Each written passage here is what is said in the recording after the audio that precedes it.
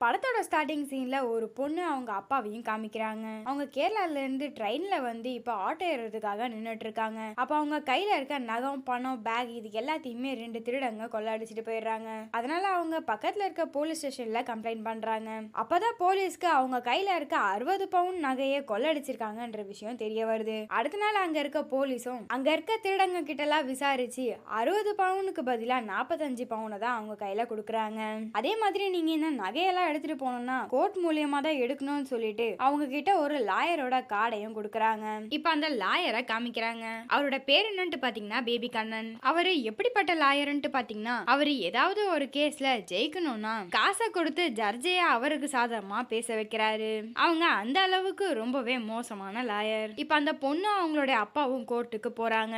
அப்ப அங்க ஒரு கோவில்ல ஒரு லேடி மிளகாவை அரைச்சி அங்க இருக்க சாமிக்கு சாத்துறாங்க. அதை பார்த்த அந்த பொண்ணுடைய அப்பா என்ன இதுன்னு சொல்லிட்டு அங்க பக்கத்துல இருக்கவங்க கிட்ட கேக்குறாங்க.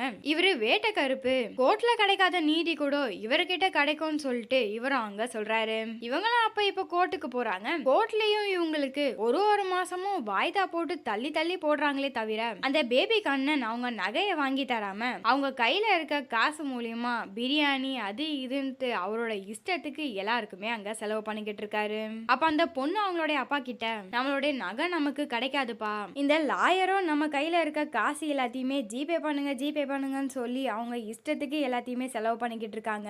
இவங்க இந்த கேஸையும் முடிச்சு நமக்கு நகையவும் வாங்கி தர மாட்டாங்க, எனக்கு ஆபரேஷனும் நடக்காதுன்ட்டு சொல்றா. அதை கேட்ட அவங்க அப்பாவும் நீ கண்டிப்பா ஃபீல் பண்ணாதமா, கண்டிப்பா உனக்கு லிவர் ஆபரேஷன் நடந்துரும், இந்த வாட்டி நம்ம கையில நம்ம நகை வந்துரும்ட்டு சொல்றாரு. அடுத்த நாள் அவங்களுடைய அப்பா அங்க கோர்ட்டுக்கு போறாரு. நகை கிடைக்கிற அந்த நேரத்துல கோர்ட் இஸ் அர்ஜென்ட் சொல்லிட்டு அவரும் அங்க இருந்து கிளம்பிடுறாரு.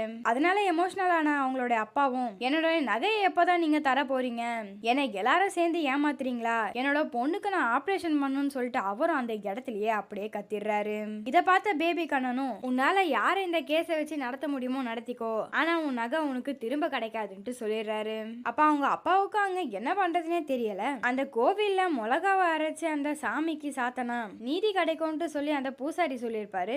அதனால இவரும் அந்த வேட்டை கருப்புக்கு எனக்கு நீதி வேணும்னு சொல்லிட்டு அவரும் அந்த மிளகாவை அரைச்சு அவரோட மேல தரவராரு. அப்படியே இப்ப பேபி கண்ணனை காமிக்கிறாங்க. அவர் இப்போ ஒரு பார்ட்டில இருக்காரு. அந்த இடத்துக்கு வேட்டை கருப்பும் வராரு. அங்க இருக்கவங்க எல்லாரையுமே அடிச்சு போட்டுட்டு பேபி கண்ணனை கொல்றதுக்காக வராரு.